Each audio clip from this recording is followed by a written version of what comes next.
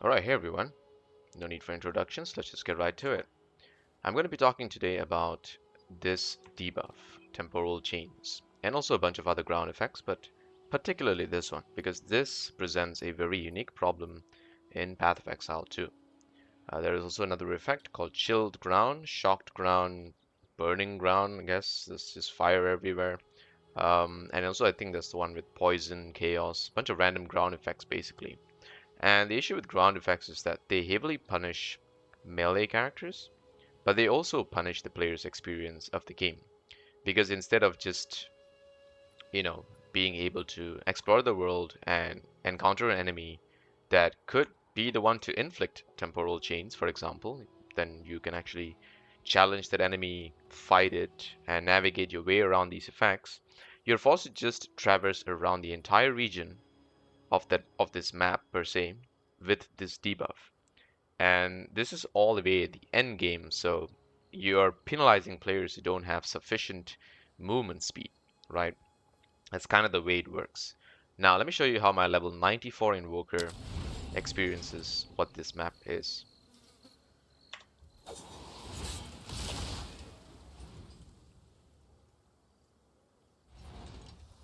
Okay, let's just get to it.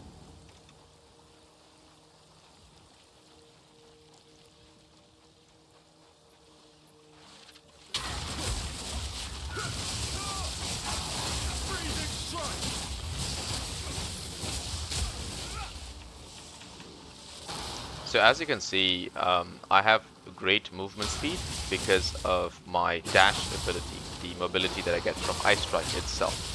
However, there is a chance that I can get hit by that ring ground effect, Temporal Chains, which can literally be caused by any monster. It's not any specific monster. And once it hits me, this is my movement speed.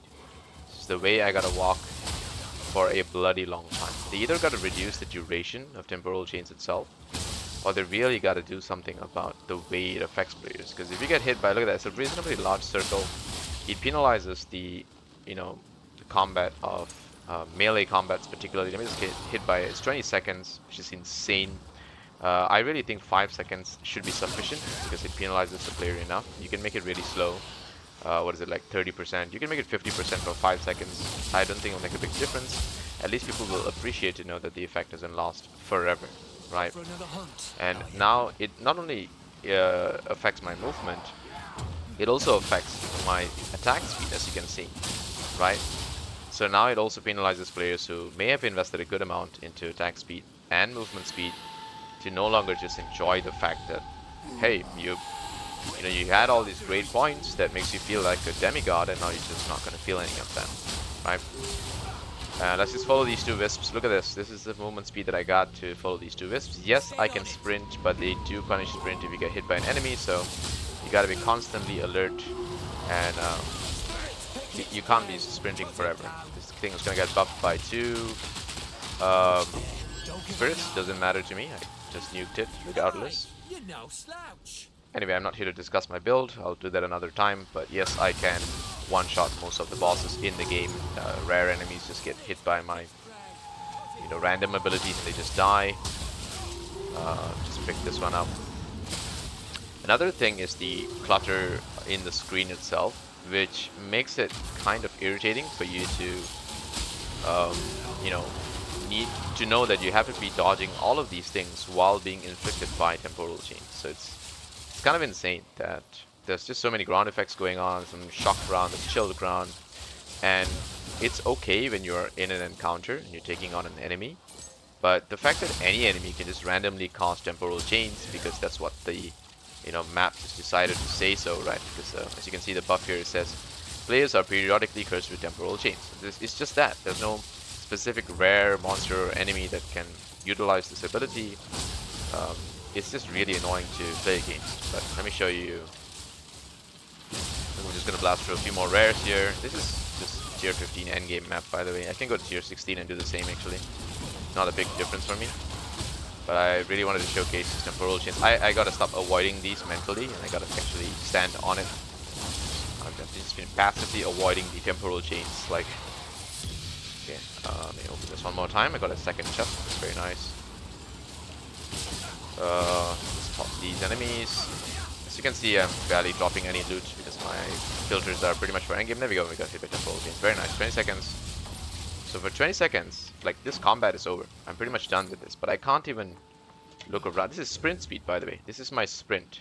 This is the sprint that they designed in the game. The new one which is supposed to make you move around so fast that you can dodge literally any projectile. It's still affected by temporal chains and chilled ground. So it's not like a quality of life change where you can, you know, just sprint when there are no enemies nearby and get back to doing combat when there are enemies, right? These temporal chains and these chilled effects, they pretty much affect you almost all the time. And even worse about the chilled effects particularly is because I can't differentiate between my chilled and sometimes just chilled ground. That is a huge difference. Like, if you want your ground effects, you know, and your enemies to be meaningful, there's got to be a way for me to be able to differentiate my chilled ground from the enemy's chilled ground. I can't quite do that. Maybe there is a minor difference, but I'm not being able to detect that variation. But anyway, let's just keep going here. There's a big boss here. I'll go show you how. Let's see how quickly I can kill this boss. Oh, this is actually a tough boss. You gotta be a little bit careful with this one because it's got AoE slam attacks. Right. But that's pretty much it. Other than the AoE slam, it's not really that special. Oh, it's got some chill and stuff. Yeah, it's that. So of course, as you can see with temporal chains, it's really annoying because I'm really slow. Look at that. This is the kind of gameplay that I gotta experience. I can't really enjoy the movement and the skills of the boss because I'm constantly needing to dodge and roll. I mean, I can kill it, but you know, the idea is that I want to show you how. Oh man, I'm avoiding the temporal chains just mentally. Just try to get to it when it hits. Oh, there we go. All right, there we go. We got hit by temporal chains. Getting hit by a little bit of poison. Poison, that's fine. A lot of ground effects there.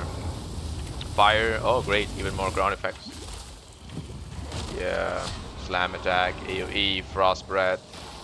Yeah, I gotta be careful. I can actually die here, so just wanna let my energy shield heal up before I re-engage this boss.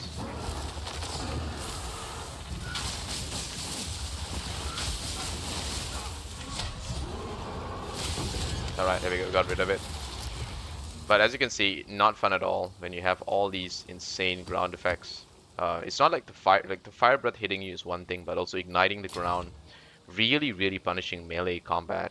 It's just not been fun. I'm in level 94 Invoker. I've pretty much cleared every thing there is in the game, right? Pretty much almost everything. I would say 99% of the game I've cleared, right? There's maybe one or two things that I've not done yet. I could do it at any time. Like I've pretty much cleared all the end game bosses, the Arbiter, at the highest difficulty and all of that. So it's nothing really that, you know, that I've not been able to do. It's just more of the question of, do I enjoy doing it? And I think that's a massive problem that we have at this stage in the game. And ooh, this is a little bit interesting. +1 meter to dodge roll distance. That's a very funny game. Just because you keep hitting me temporal chains and you know I'm making this video, you give me the dodge roll distance. Increase evasion rating if you dodge roll. This is actually really good for the monk, right? Because it really encourages you to utilize your dodge roll and enjoy. Indeed. But yeah, as you can see, let me just show you my LS passive. So I've completed, as you can see, all my bosses in the game. I can do most of these, 8 out of 8. I can do all of these as well. They're pretty easy. I tried them.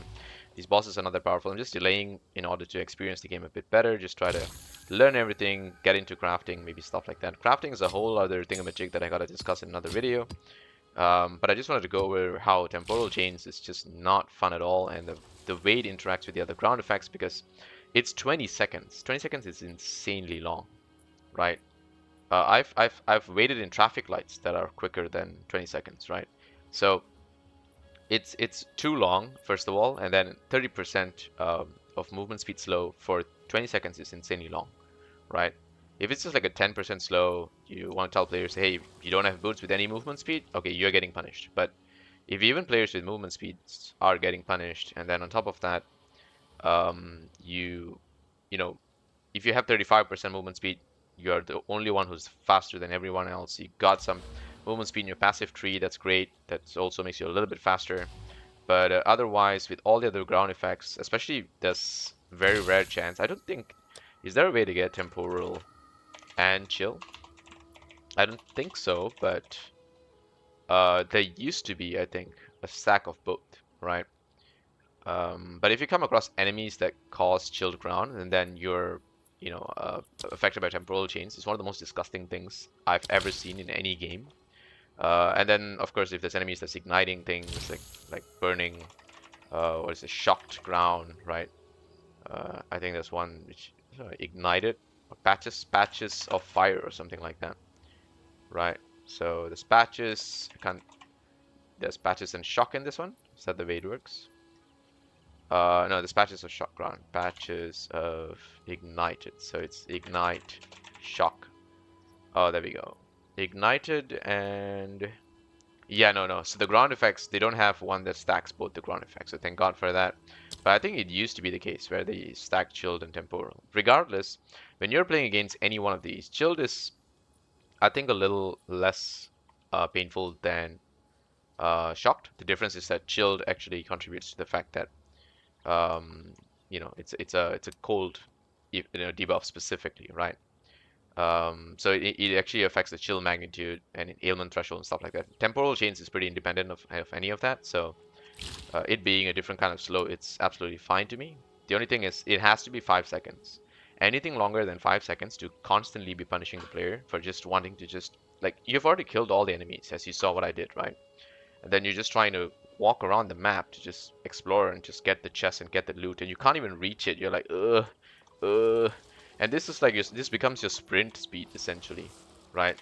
Like this is the generic sprint speed if you're not affected by temporal chains, right?